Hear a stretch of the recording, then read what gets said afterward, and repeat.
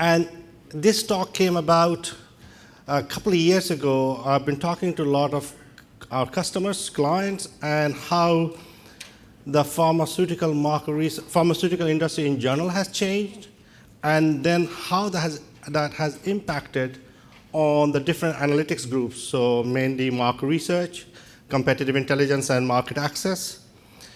So the title of our talk today is The Future of Market Research and the Skill Sets Required for the Future Market Researcher.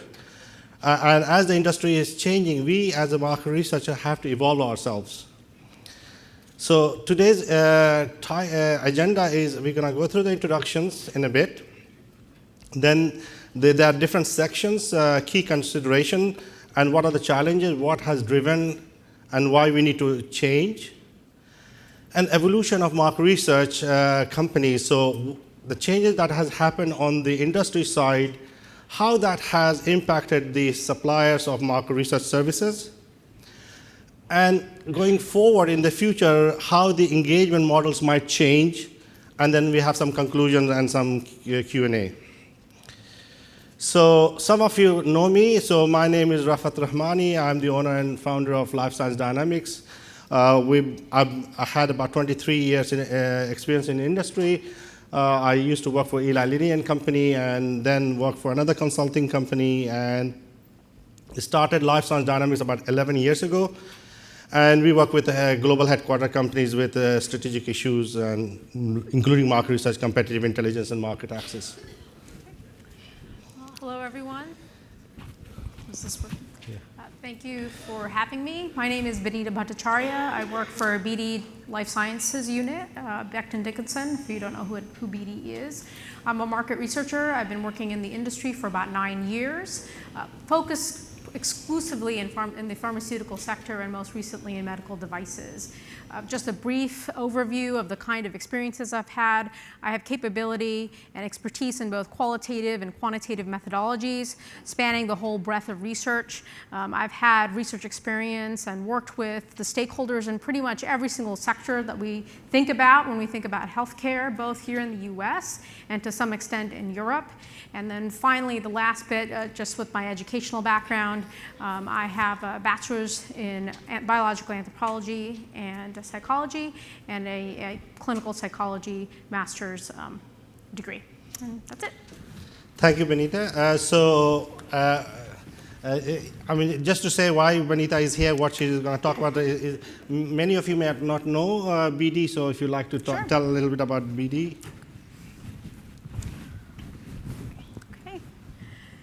So BD, otherwise known as Becton Dickinson and Company, is a large multinational corporation in the medical device industry.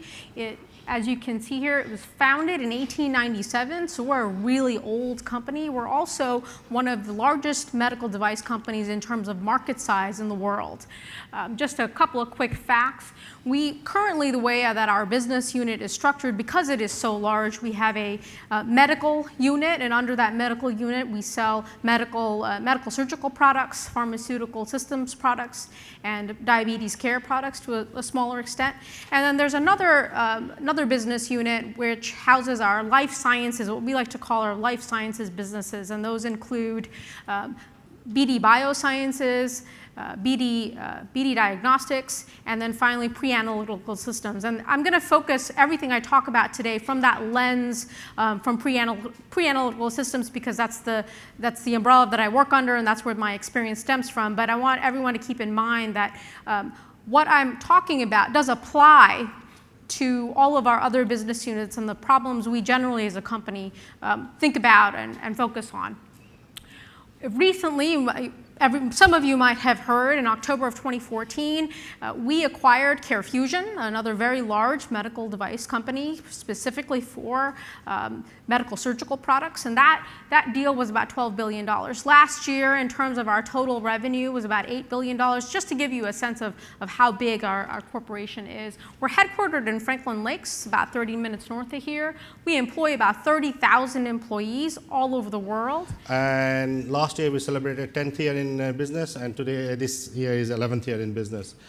And in the 10 years that we have been in the business, we have done over 400 projects in 86 countries. We have over 95% client satisfaction, over 600 payers and key opinion leaders in our network.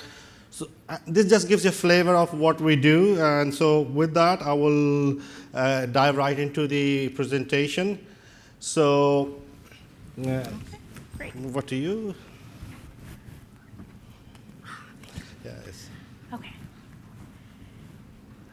So what's interesting is for the bulk of my career before I came to BD, I actually worked on the pharmaceutical market research side of things.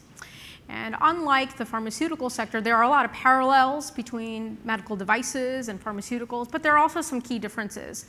One of the parallels and one of the things that strikes both types of industries is cost, right? If you think about the costs in healthcare, not just here in the United States, but all over the world, they have been continuously increasing as populations have aged. I don't know if you guys know about the silver tsunami, but that's the projection of what will happen to our healthcare costs here in the US when baby boomers start retiring en masse, as just an example of the cost pressures that the industry currently faces.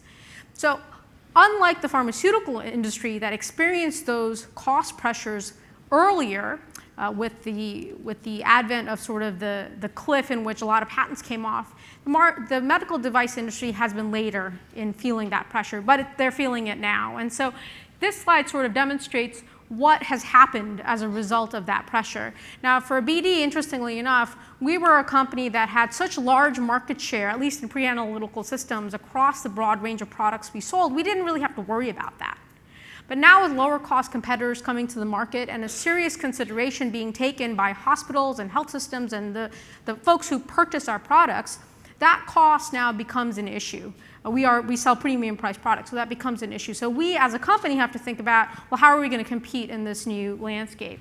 And so what has that resulted in? The first thing that you see here is what are the things that are driving that cost pressure. So the first item I have here is this: hospital labs cutting budgets. So every hospital you go to has a lab. That lab is going to have a budget, and the budget is based off of the amount of cost it takes to run a test, and it also determines how much money and how much revenue they're going to get for reimbursing that test. Similar to pharmaceutical drugs, reimbursements for lab tests have actually gone down, right? And a lot of that is driven, we'll talk about it a little bit later, a lot of that is driven by CMS. While that's happening, the other kind of parallel story to that is that newer tests are starting to take the place of old traditional tests that are related to molecular diagnostics that are much more expensive and much more complicated. And that's another example of how those cost pressures for lab testing is going up because our medicines require it, and we know more about the human genome as an example, but it's kind of coming to a head with how much money is in the pot to spread, right, and to spread on these things. The second thing we're looking at here, let's go back. The second thing we're looking at here is competition from lower cost manufacturers. And so with China is a good example of that, right? China has a lot of manufacturing capability now where they're starting to make products that have a similar quality to traditional products here made in the West. And so we are being impacted by that. And the other reason why that's important is, as a company, BD's revenue from outside the US is actually larger than in the Western countries. The largest growth in revenue is coming from emerging markets. And that's where we see that pressure from our competitors, our generic competitors and competitors, or lower cost competitors. And then finally, reimbursement hurdles. So I just kind of alluded to that. But a good example of this here is for traditional tests in general, CMS sent out guidelines last year of a cost table where they're going to start cutting certain laboratory tests, so cutting the rates that they're going to pay for certain laboratory tests. So while that hasn't happened yet, that is on the horizon. Second to that is the advent of these new types of tests for molecular diagnostics that are far more expensive, and there are some reimbursement hurdles in terms of both CMS and private payers saying, you know, I don't know if I want to pay for that $1,000 test yet. You need to show me the value that there's going to be in that test. Is it really going to ensure that this patient is going to get the appropriate care needed to save me that downstream cost down the line? And that conversation of demonstrating with data that your product holds that value promise that you're marketing with is becoming really important in order for us to gain credibility and to win business. Okay, then finally, just kind of the effects of that. you see here, one of the things that we definitely are facing, like the pharmaceutical industry, is the shrinking of budgets, right? That's always an issue, and that continues to be an issue as we experience these other cost pressures. Brand managers, and I can speak to this, I have folks on the other side of my wing who are marketing folks, they are expected to do everything, right? Then in addition to thinking about the plans and how to market their strategy, they need to know about the CI, they need to know about the analytics, they need to have that full range of capability to understand how to execute, what to do, and they don't have a whole lot of help to do that internally. So oftentimes we partner with folks like yourselves to get that done.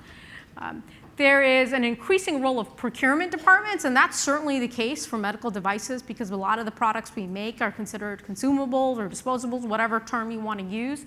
And so procurement plays a pretty big role in that, right? They're the ones that are in the front line of renewing those contracts, so you have to make sure that their voice is considered, especially when you're doing your early work and determining if, hey, do I want to spend the however much money, the millions of dollars it's going to take to develop this product if I know that there's no way it's going to get sold because most of the procurement departments are going to say, hey, no, that's just too expensive. It's not going to work with our budgets.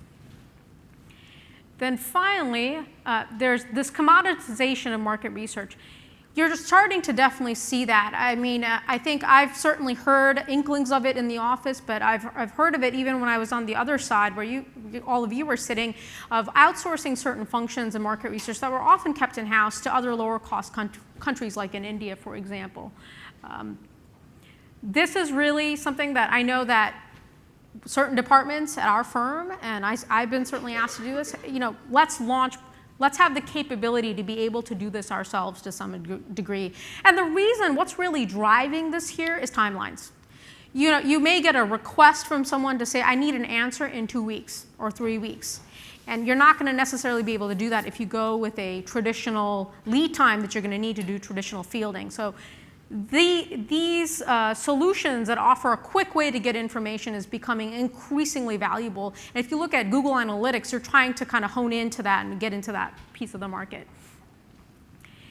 The other thing is we want to make sure that if we spend $50,000, we're going to get real value for that $50,000, right? And that, I have to tell you, is a huge thing. When I present to my boss or a different stakeholders, but the higher up they go, the more this question comes up, and they look at that sticker price, they're going to say, okay, if I'm going to spend $200,000, what am I going to get for that price? And you really have to lay that out. What is that value for money? Because otherwise they're going to always be tempted to go with a lower cost vendor, which is not necessarily the best way to go. I would argue it's not. That's not what you should even be looking at. It kind of leads to this return on investment, right? So if you're going to spend $200,000 on a forecasting study, well, that forecast better be pretty close to right. Because otherwise you're going to have to do it over. And it may cost you even more money, and it affects all sorts of other things on the timeline. There is definitely an increase of hybrid projects, and I think for me personally, as I look at the industry and as I look at, I've been very fortunate that I started the industry before smartphones became something that everybody had to have, to now where that's become the norm, not just here in the United States, but in other markets as well.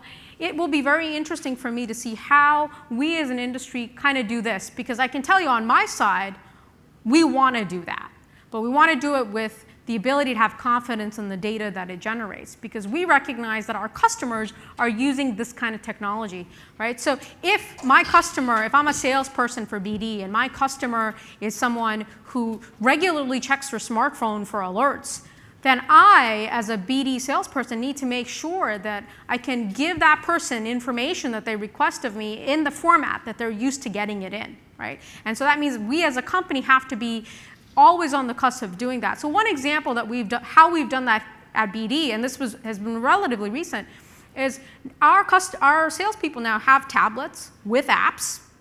Some of those apps we actually use to go and do an audit of the customer's needs and problems. And that audit generates data that we bring back in-house to then demonstrate from a data perspective, hey, this is how we can help you with your individual problem. And we do that all with the use of smart technology, right? Tablets, apps, that kind of thing. We have an in-house app development team that's their job, that's all they do. And then finally, this last piece here, and I think we're all familiar with this, and this continues to be a challenge, is the increased scope or scope creep. I can tell you that every project that I have worked on has had scope creep. And it is something that I think we're going to see more of because of this, right? So then there's the temptation, well, I have this much money and no more, so I'm going to try to cram as many things in as possible. And that really leads all of us to think about how can we provide solutions that meet and balance those needs. Oh, okay, so I wanted to just give you this little example here of reimbursement, right? So here we have two lines. The blue is hospital-based labs, and then the green is independent labs. So the independent labs are your Quest Diagnostics of the world, and hospital-based labs are the ones that you have at your regular hospital.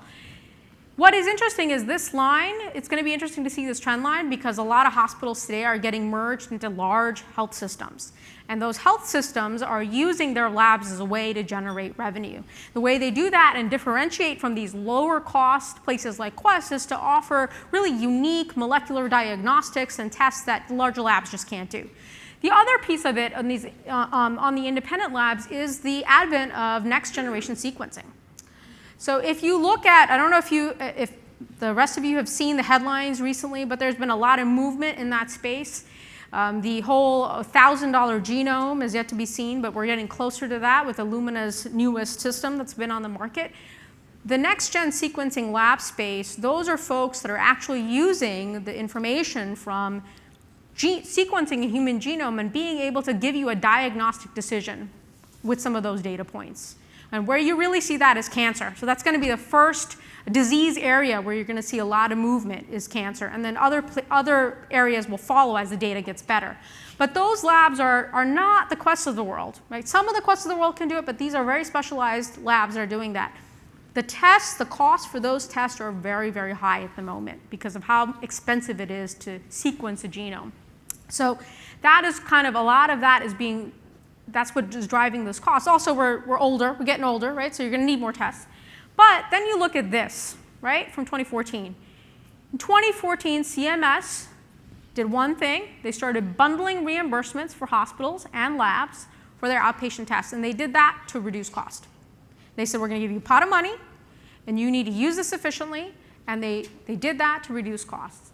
The second thing is this bill here, which was passed, again in 2014, and what it says, and this is really important, is this. In 2017, the highest volume test, this is where most companies now are making their dollar amounts for lab tests, are going to see, they're going to start to see a cut in cost. And this, I can tell you, has set off panic, right? If you look at the lab folks, and again, I'm speaking from a lab perspective because that's where my business is, there's been a huge panic, right? And I can guarantee you that that will transfer over to us and then eventually to you guys. Okay. So this is kind of an interesting play here, which is the balance of power shifting from the traditional customer that we've been used to, which is the physician. In my case, it's the laboratory director, who's also in many cases a doctor, a physician, to patients. The reason a lot of this now is being driven by the Accountable Care Act. So the Accountable Care Act has set up a system where if you want to get insurance and you don't have it through your employer, you can now go to a marketplace to get your insurance. Well, you as a patient now, you're responsible for figuring out how you want to spend those dollars. I've seen the plans on the exchanges today. I know people who have bought into that, and I can tell you their deductibles are fairly high. Right? Their out-of-pocket expenses are also a little bit higher, and so they have to really think about how they want to spend those dollars. In addition to that, the other trend is if you look at healthcare plans that traditional businesses offer to their employees. So as an example, BD is actually a very good example of this, where we have tons of employees, so we're self-insured. We offer health insurance to our companies, to our employees. And the health insurance options that we offer, if you look at what is offered today, many of them are high deductible plans with high copays and coinsurance. So now you, as the consumer, you have to really start making some hard choices, right? How are you going to pay for those bills if you have a lot of them? Where are you going to put your costs? In addition to that, The other thing that I think is important is that this puts a lot of power into the hands of patients, and you're starting to see companies now as a result of big data saying, let's have a transparent system where we have a list of what the prices are for all sorts of procedures, for doctor's visits, for hospital stays, for lab tests, what have you. And you're starting to see some of this come in the news, and what you find is there's huge disparity in the United States. You know, the same test in 2 different places may cost divergently different prices, and then the question becomes, well, why is that? What is the reason for that? I don't know if you guys have heard of a company called Theranos. They're out in California. It's a startup company. They've been in the news, Fortune magazine. Elizabeth Holmes is the CEO and founder, and her goal is to develop laboratory tests that are really affordable so that everyone can go get a finger stick and get a panel in an affordable way. And what she does on her website is this idea of transparency. She lists for every single test that you take how much it's going to cost you. And the prices are affordable. Now, whether that business model that she has set up is going to happen or not is a different story. But I think it lends some credibility to this idea that patients increasingly are going to play a bigger role in their healthcare decision making and what they're going to purchase across the line. They're going to have to, because the shift in cost to the patient will just continue to increase. I don't see that going away. Okay. The other thing that I think is important is electronic medical records. That's a requirement by the Accountable Care Act, and that's a big push. There's also other ways of now recording that data and housing it with cloud-based technologies. Again, there's some HIPAA regulations that need to be worked out. But another example of how medical records and the data that it houses, it's enormous amounts of information. We'll play a role in how to figure out how best to use those healthcare dollars, right? Because now you have this repository of information that the people who are paying for healthcare are going to say, okay, let's mine that data and see what's the most effective way to spend those dollars. And finally, and this is just an example of, and then this final trend I want to point out again, kind of pointing to this patient, is the advent of your retail clinics, your urgent care centers and retail clinics, and that is continuing to grow at a pretty healthy clip. We have players like Walmart now who have doctors in some of their, as test cases, they have doctors in some of their facilities in the United States to see how that dynamic is going to play. So again, this retail clinic space is kind of eating into the market share of our traditional providers of healthcare, your physician offices, your hospitals, and places of that nature. And what's interesting here is that a lot of health systems now are actually buying these folks up. So I can tell you this, you can interview a whole bunch of people that are part of an urgent care center, and if you ask them, are you part of a health system? I would not be surprised if you heard at least 20% of them said yes to that. And it's a recent acquisition. So this shift in paradigm is something that I think, as the healthcare industry, has had a hard time embracing, right? I mean, you still have news headlines now talking about drugs that cost $1,000 a pill, and then the folks are surprised when everyone's outraged. Well, I think that this new reality that we have a cost containment sort of mandate, not just by the United States, but all around the world. This cost containment mandate continues. You have folks who are paying for healthcare who are increasingly asking for data, hard data, to demonstrate that you're going to keep your promise of that value statement you're selling them. Not only are they asking for that, but they're starting to say, I'll tell you what, I'll give you this contract, but I'll cancel it if you can't deliver on this value. If you can't deliver on this value, then your drug is dead in the water, or your product is dead in the water, and we're going to cancel the contract. And we're starting to see that increase now in order to get new business. And so all of these are going to start squeezing and have really big implications for how we design and make products, how we go to market, what's the data that needs to be collected when for new product development, and for current products, how are you going to compete with this increasingly crowded marketplace? What's the value story you're going to give there? Now, let's talk a little bit about the market research function in corporations. So these are sort of the trends here. You have some where the function is completely outsourced. outsource. And your brand manager is the one who's going to partner with a bunch of firms and take care of the market research. Others, like BD is a good example, you will have a mix of internal and external resources. So you maybe will have a couple of internal people who are the experts for market research and design research, whatever term you want to call them, or insights, as I think is the new term that's used a lot. And then you'll also partner with other folks because you don't have a market research department and one person can't do 15 studies and launch them at the same time and do all the work, right? So you have to have some partnership to be able to do all the work required. And then finally, there are still some firms who have an internal function where they have an internal market research department and they do all aspects of the research. There's some argument that the internal is not a good idea because you can introduce bias, but there's some other arguments that say, it is really good for us to have an internal capability where we have that expertise, because if you don't have a good understanding of good methodology and how things should be structured and when things should be done, you're going to probably spend a lot of money to get information that's not all that actionable, and it's going to be a waste, and you'll have to redo that effort. So a lot of companies now are starting to think about maybe internalizing some of those functions for certain types of customers. So thank you, Benita. So from external perspective, from agencies' perspective, so over the last few years, what we have seen that, as Benita alluded, there has been fracture of the traditional market research departments, and there has been fusion of bringing market research and CI in one place, and asking one manager or market research manager to do 3 people's job, and all those things has come in, and that's all driven by the cost pressure, and especially after 08-09 financial crisis. So what we are experiencing on externally, so the stress that you guys from the industry is spreading to us as the agency side is they're saying, okay, we need a full 360-degree view of our marketplace. We don't want a silo market research project. We don't want a silo CI project. We don't want a silo payer project because we don't have the luxury of duplication, overlaps, etc. So the disease area understanding is the same across all the 3 functional areas. So, okay, so you got the healthcare professional piece, you got a competitor piece, you got the secondary piece, and then what about the payers?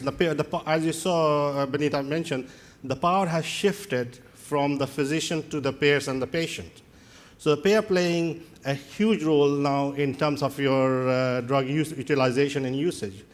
So the payer has the more power now, so therefore you need to understand what is payer thinking of in terms of the big national plans, whether this therapy would provide the clinical benefit above and beyond the standard of care, if there's value in it, what is the value in that product, and what are the budgeting constraints in terms of is there going to be funding for that, where the funds will come, et cetera, et cetera.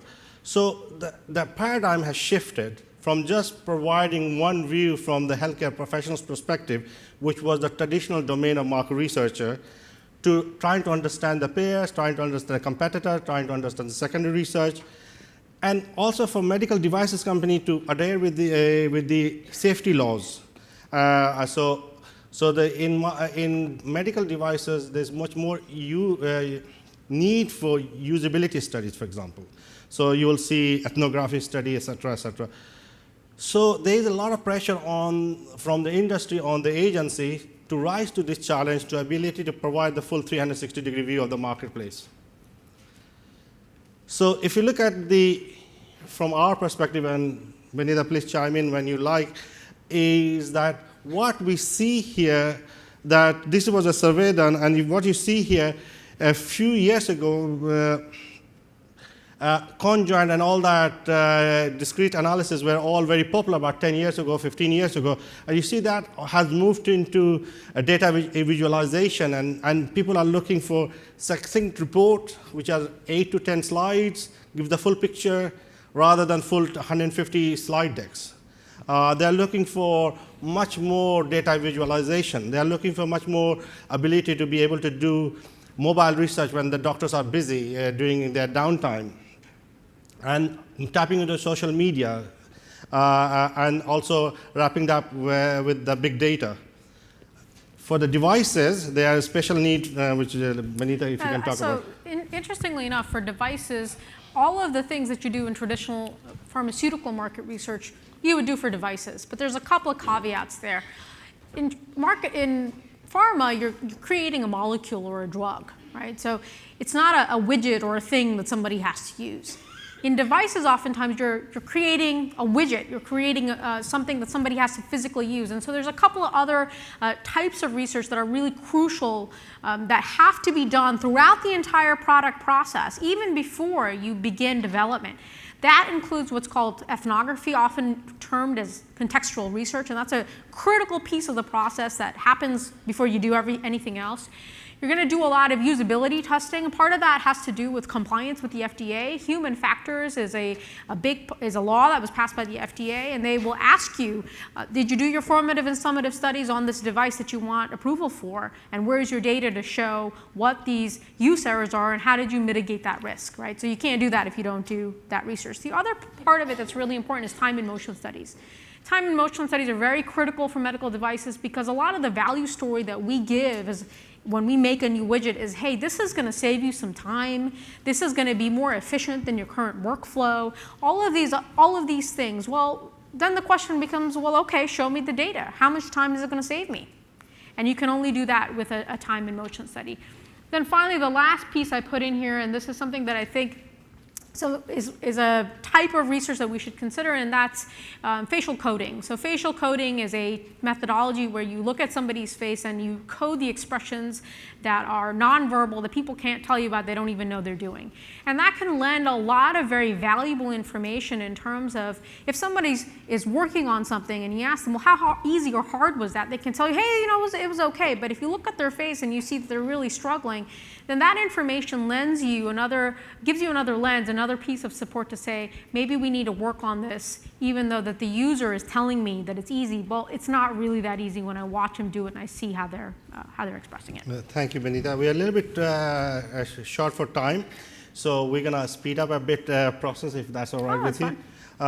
So from external perspective, the pressure we're seeing that there's a new generation of market research that needs a new set of skills. Such as a strategic recommendation, not just key findings. Much more ability to predict and be predictive in their recommendation and take insight to the foresight, not just the insight. And the reports should be intuitive, a story-based report that is alive, brings the data alive. And speed of results. I mean, you don't have the traditional 3 months or 4 months to do a conjoint if you can speed up the process. And of course, value for money. So those are the things that we need as a market researcher to aspire to. In terms of the market research companies where we see that it used to be very tactical research, now we need to be moving towards much more strategic research. In terms of not just providing the data information, but not just being reactive, but being proactive and predictive. So that's where we see the movement of traditional market research companies to the new paradigm. I'm going to go a little bit speed up a process. So if you can just talk about a little bit of skill set, because obviously sure. There's a range of skill sets required to be more effective market research in the future.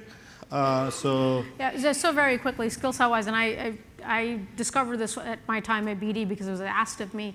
The skill sets required for market researchers, there's going to be a heavy focus on analytics, directly speaking to what the need Rafaat talked about, which is predictive, basically being able to predict what you're going to have at the end. And you're not going to be able to do that without strong analytic capability. So that's something to keep in mind. And also to be current, to your point, to all different types of methodologies. You really need to have a good understanding of your full basket of tools and not just be specialized in one thing. So if you look at traditional market research on the left-hand side or the left-hand side and now what we're calling the decision support future-looking companies. So it used to be that traditional market research company would have any discipline, and they will try to, because the diseases they were dealing with in previous year were not that complex. Now the diseases that we are dealing now is very complex, like oncology and things like that. So you need to understand the science. So that need to be multilingual and have a life science appreciation. In terms of, it used to be market research was asked to provide a snapshot in a time. Now we're looking at be able to provide a snapshot, not just a snapshot, but continuum in the future. In terms of not just collecting the data from healthcare physicians' perspective, but implementing that in the statistical and bringing a statistical expertise to implement and predict and connect the dots. And rapid approaches, and that has impact on changing of in-house capabilities because there are not that many experienced market researchers left on the agents, the client side, because of all the changes and turnovers. So, needless to say, we need to speed up in everything from field to completion. So on the top you have the traditional way of doing the market research. But again, we got this issue with the compliance, which is we have to make sure that it complies with Sunshine Act, it complies with Zinc in the UK and other process. So field materials and all that has to be approved, which adds time. So I'm just going to speed up the process a little bit. So coming back to the engagement, so in the future, what we found that the market researcher needed to have above and beyond is the social skills, the people skills, the ability to convince and influence the stakeholders, advanced analytical skills with creative skills, ability to think strategically, so what now, what next, rather than providing summaries.